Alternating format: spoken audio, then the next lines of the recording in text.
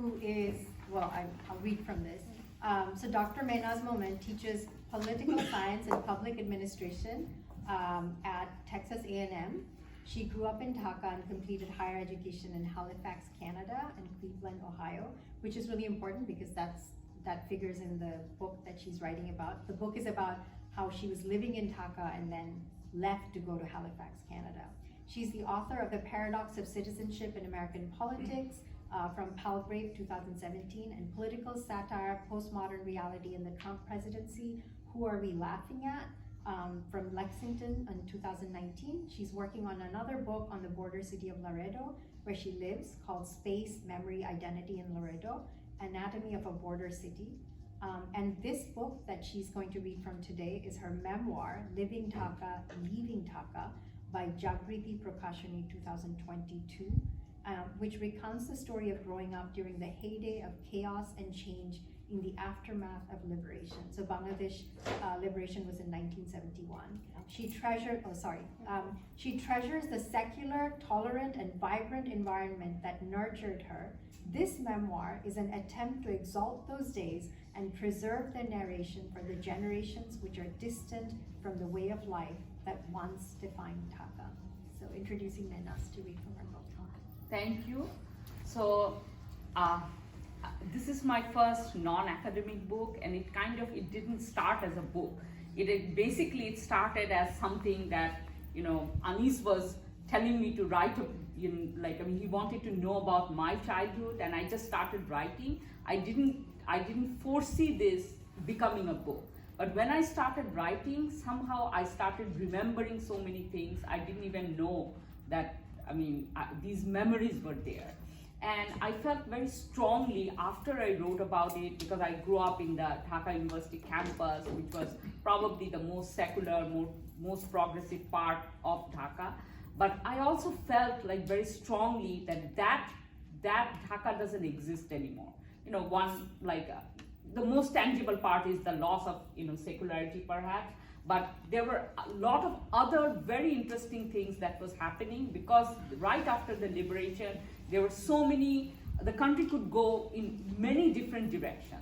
We were part of, because of our location, geopolitical location, at that time Soviet Union and America were kind of contending, the soft power. So we grew up reading a lot of Russian books. Actually, I read probably as many Russian books as I have read Bengali books in my childhood. So there were like number of very, very interesting things that were happening.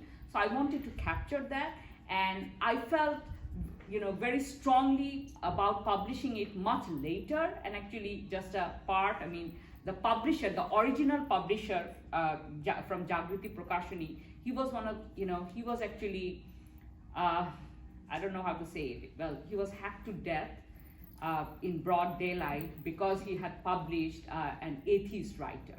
My God. So his wife is now, running this publishing house.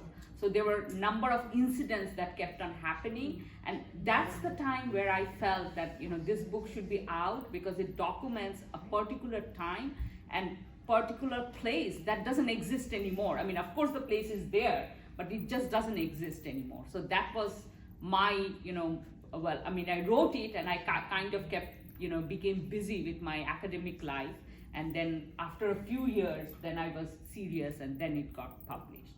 So when I was thinking, which part to read, so I'll just in accordance with the theme, with especially with Chapona's book, I'll read here a little, a few passages where I, go back and I, talk about the domestic helps who used to live in our house. So I'll read from that part. The person to whom I owe immense gratitude for teaching me about periods, sex, and childbirth without any confusion was Shorupa, the young girl who worked for us. Her name was really Sharifa, but she changed it to Shorupa. Dark and always smiling, she used to tell me wonderful stories of her 3 sisters. One who was abducted by a dacoit and had to marry him. One who was beautiful and had to be hidden to make sure no marriage proposal came for her before her elder sisters. And the one who was going to school and facing insurmountable obstacles. Her village near Manikganj, less than 100 miles from Dhaka, seemed to be in another world.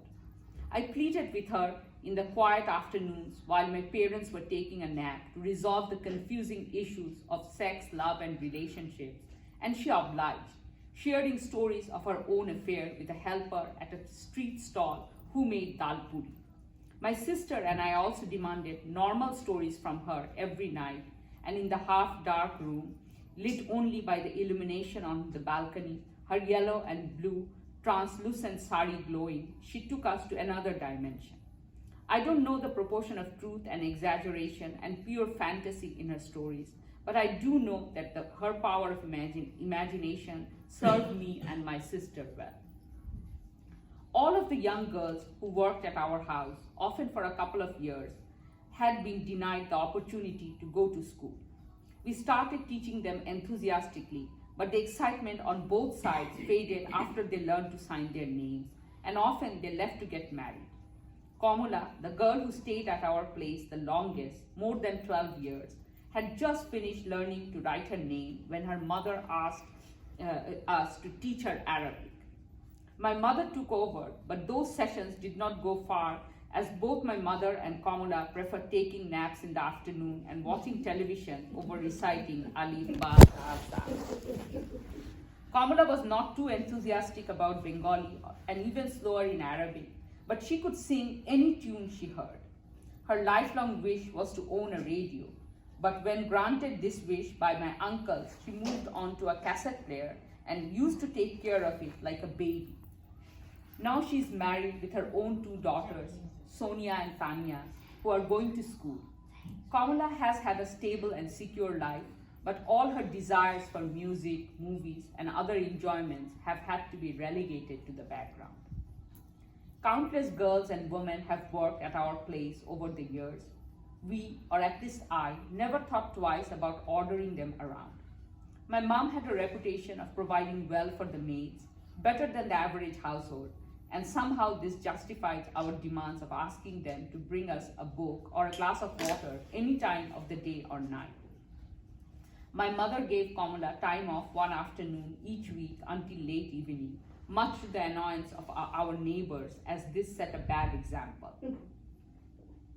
My father asked us and the maids for a glass of water, standing right in front of the water pitcher and the glass. My mother scolded Kamala as liberally as she scolded us. With Kamala, because of her long presence, issues assumed a twisted longevity. She had been married at a very young age, barely 13, and her mother sold off their small parcel of land to give the money to her husband to start a shop, with which he promptly disappeared within a month of marriage, never to be heard from again.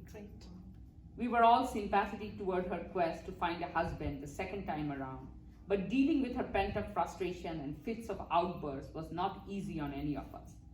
A number of young men, chauffeurs, guards, brothers-in-law of other maids, tried to woo fair Kamala, who had a way with words, but all backed off from proposing marriage. The stigma of getting married to a girl who worked as a maid, that to a divorced woman, was too strong, though Kamala was sought after for flirting and dates.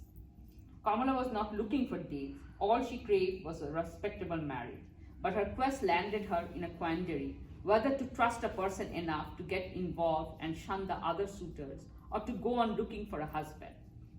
The situation was made more chaotic by the fact that each of these suitors promised marriage, but none followed through.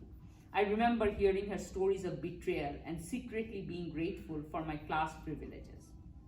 I also remember Hasina, dark and buck-toothed, with a pleasant smile, who worked at my nanny's house, who told me the story of her divorce, her policeman husband turning vicious as soon as he put on his uniform, and becoming very loving when he took it off. She kept insisting it was the uniform he used to change as soon as he wore it. There was Saleha, our cook from Faridpur, who used to smoke bidi, a cheaper version of local handmade cigarette, much to our surprise and my mother's disapproval. But no one was like Shorupa. I don't remember if she was with us for a long time or not. She continued visiting us even after she no longer worked for us. She made us pitha, a sweet cake-like dessert, and I particularly remember the one that involved leaves from the jackfruit tree. There was a semi-liquid concoction of flour and sugar with which she drew designs on the leaves. When it thickened, the leaves were placed in a sieve over a pot of boiling water, and the steam separated the pita from the leaves. I had forgotten all about this until a few years ago. At a traditional Mexican cookout, the making of tamales made me remember those occasions when I was given the duty to clean the leaves from the jackfruit tree and lightly brush them with oil. Shorupa and Saleha made achar or pickle, competing with each other and goading us. Which one is better? You have to tell us the truth. We complied depending on whom we liked more at that time, reserving the right to swiftly change our minds. Now I am amazed at how these women, who all had histories of misfortune which purged them from their villages and made them to come to work at the homes of strangers, held on to their humor, self-respect, and conviction, knowing the stark options staring at them.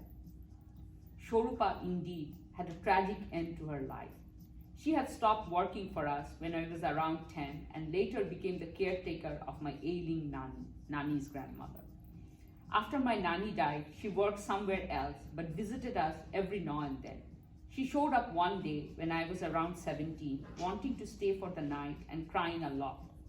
No amount of urging and coaxing from me or my mother would convince her to divulge her secret sorrows. She used to keep her savings in my mother's safekeeping, and she wanted the money back. She went to her village only to come back within a couple of weeks, claiming to be very sick.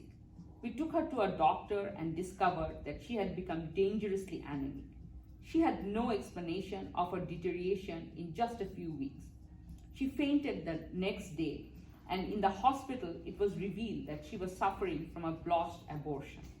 The doctors needed more information, which she steadfastly refused to provide, denying the abortion all the time. She needed blood, which she got, but her infection had spread, and after 2 weeks in the hospital, she was given medication with a dire prognosis of suffering for the rest of her life. She did not suffer much, as she died within a week of her release in her village home. What is ironic is that safe and cheap abortion was and still remains accessible to girls and women almost everywhere in Bangladesh. Shorupa was deterred from getting proper aid not because of the lack of access, but because of her sense of social shame. I remember her tears, my helplessness, and her obstinate stance with the doctors all too well, but mostly I remember her laughter, my badgering regarding information about sex, and her whispering back invaluable information after extracting multiple promises never to tell my mother. She was 10 to 12 years older than me and filled my yearning for an elder sister or an unavailable cousin. When I reflect now, I'm both astonished and grateful at how she explained a male-female relationship and childbirth with such candor and accuracy, careful to use a language fit for a 9 or 10-year-old to easily understand and digest.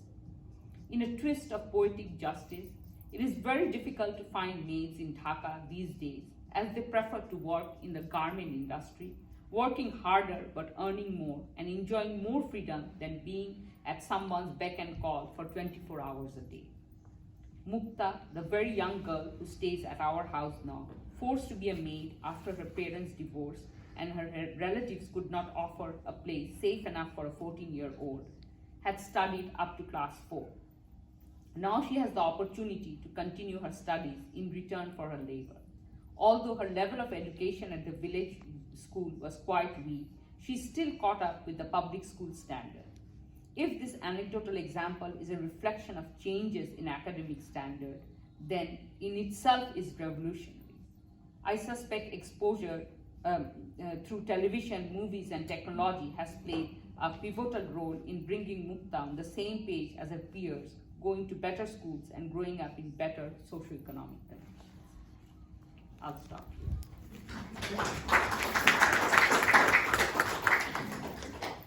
So